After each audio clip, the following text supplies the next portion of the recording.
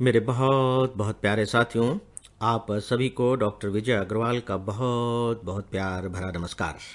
Friends, आप जानते हैं कि पिछले कुछ दिनों से हम लोग अपनी कल्पना के बारे में समझने की कोशिश कर रहे हैं, अपनी कल्पना की सच्चाइयों को जानने का प्रयास कर रहे हैं।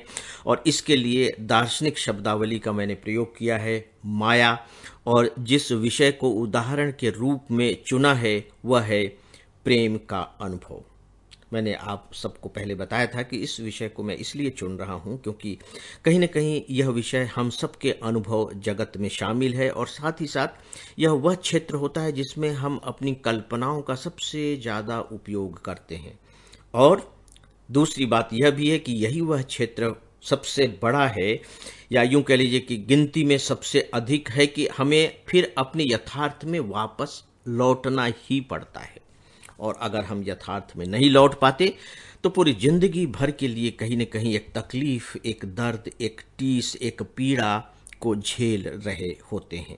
इसी विषय को हम लोग समझने की कोशिश कर रहे हैं। फ्राइडे को मैंने आप सबसे रिक्वेस्ट की थी कि बीच के जो 2 दिन के गैप हैं, प्लीज़ आप सब इस विषय पर विचार करने की कोशिश करें, अपने अपने ढंग से अपने अपने निष्कर्ष निकालें।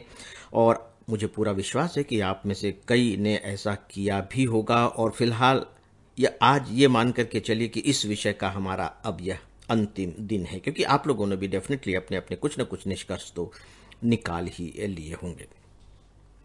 दोस्तों, आज बस मैं केवल एक छोटी सी बात आप लोगों के सामने रखना चाहता हूं, जिसे आप अंग्रेजी में कह सकते हैं कम बैक, यानी कि वापस आना, लौटना, यानी कि कल्पना की दुनिया से लौटकर यथार्थ की दुनिया में पैर रखना। बस हम इस पर थोड़ी सी बातें करेंगे। हमारे दार्शनिकों ने जो माया है इसे समझाने के लिए मृग तृष्णा का उदाहरण लिया है, खूब इसका प्रयोग किया गया है। मृग तृष्णा यानी कि हिरण की प्यास। तो हिरण की प्यास क्या है? गर्मी के दिनों में आप सबने अनुभव किया होगा कि जो पक्की सड़कें होती हैं, दोपहर में वो झिलमिलाने लगती हैं, और उनकी झिलमिलाहट को देखने के बाद ऐसा लगता है जैसे कि वहां कोई तालाब बह रहा हो, नदी बह रही हो, या पानी बह रहा हो, हमें लगता है। तो हिरण क्या समझता है कि प्यासा रहता है, और उस मरीचिका को देख करके उसे लगता है कि अरे, ये तो पानी है। वह उसे पीने के लिए जाता है, लेकिन वहां पानी नहीं मिलता। फिर उसे आगे उसी तरह की मरीचिका दिखाई देती है, फिर वहां पीने के लिए जाता है, लेकिन वहां पानी नहीं मिलता, क्योंकि वहां पानी था ही नहीं। उसने इस मरीचिका को पानी समझ लिया था, और नतीजा क्या होता है कि वह जो मृग है हमेशा हमेशा के लिए प्यासा रह जाता है, या यूं कह लीजिए कि हो सकता है कि प्यास के कारण मौत भी उसकी हो जाती हो। इसे मृग तृष्णा कहा गया है, और इसके जरिए ही हमें यह बताने की कोशिश की गई है कि जो संसार है ये माया है। हम इसके चक्कर में रहते हैं, भटकते रहते हैं, जैसे हिरण भटकता रहता है, और फिर अंत में हम इस दुनिया से चले जाते हैं। दोस्तों, केवल इसी को समझाने की कोशिश की गई है। इसे मैं थोड़े से दूसरे रूप में देखता हूं, और वह मेरा रूप यह है दोस्तों कि जो मरीचिका है वह अपने आप में झूठ नहीं है, वह बनी है, उसका अस्तित्व है। विज्ञान में उसका फार्मूला मौजूद है कि इस मरीचिका का निर्माण कैसे होता है। वो रिफ्लेक्शन है, प्रकाश का प्रत्यावर्तन है, उससे उस मरीचिका का निर्माण हुआ है। तो झूठ क्या है? झूठ मृग है। मृग अपने आप में झूठ नहीं है, यूं कह लीजिए कि मृग की जो समझ है वह झूठ है। वह मरीचिका को पानी की झील समझ रहा है, पानी का स्रोत समझ रहा है, तालाब समझ रहा है। तो मरीचिका सच है, यानी कि ये जो दुनिया है ये सच है, जो प्रेम है वह सच है। तो झूठ क्या है? जो हमने कल्पना के जरिए उसका स्वरूप बदल दिया है वह झूठ है, लेकिन हम उस झूठ का आनंद लेते हैं, वह अपने आप में सच है, क्योंकि आनंद मिलता है, वह सच है। तो फिर गड़बड़ कहां होती है? गड़बड़ केवल यह है फ्रेंड्स कि जब वह कल्पना समाप्त होती है, या कह लीजिए कि मृग को यह पता लग जाए कि नहीं ये मरीचिका है, यह झील नहीं है, तब भी वह इस बात को मानने को तैयार न हो कि यह झील नहीं है। वह कह रहा है कि नहीं ये झील ही है, झील ही है, मुझे दिखाई दे रहा है, मैंने देखा है, ये पानी जैसा है, ये पानी ही है। परेशानी केवल वहां होती है।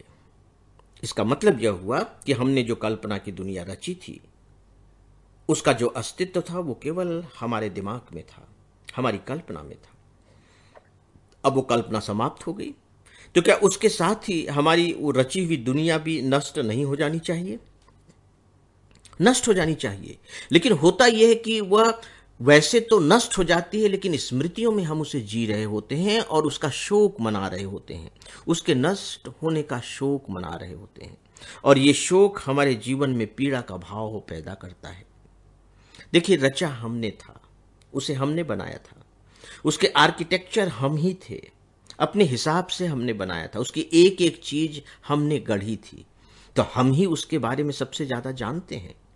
तो फिर अब हम इस बात को क्यों नहीं जानने की कोशिश करते या स्वीकार कर पाते कि भैया हमारा गढ़ा हुआ वह भवन, वह दुनिया खत्म हो चुकी है, नष्ट हो चुकी है, और वह अपने आप में झूठ था, लेकिन उसका जो आनंद लेना चाहिए था वो हमने ले लिया, बात खत्म हो गई। आओ अब कुछ नया गढ़ते हैं, कुछ नया बनाते हैं, क्योंकि उसका अंत थोड़ी होता है। उस एक पर्टिकुलर कल्पना का अंत हो गया है, लेकिन कल्पनाओं का अंत नहीं हुआ है, उसकी बहुत सी गुंजाइश है। तो हम दूसरी तरफ शिफ्ट कर जाएं और जीवन में फिर से एक नवीनता का एहसास करें, एक नई यात्रा की शुरुआत करें। दोस्तों, जो इस बात को समझ लेते हैं, मान करके चलिए कि फिर वो अपने जीवन में दुखी नहीं होते, वो उसे स्वीकार करते हैं, खुले मन से स्वीकार करते हैं, और ये नहीं कि कोई जबरदस्ती स्वीकार कर रहे हैं, बहुत ही वैज्ञानिक तरीके से उसे स्वीकार करते हैं। और मुझे लगता है कि जब हमारे अंदर इस तरह का स्वीकार्य भाव आ जाता है तो यही भक्ति है, और कभी कभी तो मुझे ये भी लगता है कि यही समाधि भी है। तो दोस्तों, आज बस इतना ही, अपनी बात अब समाप्त करना चाहूँगा। नमस्कार।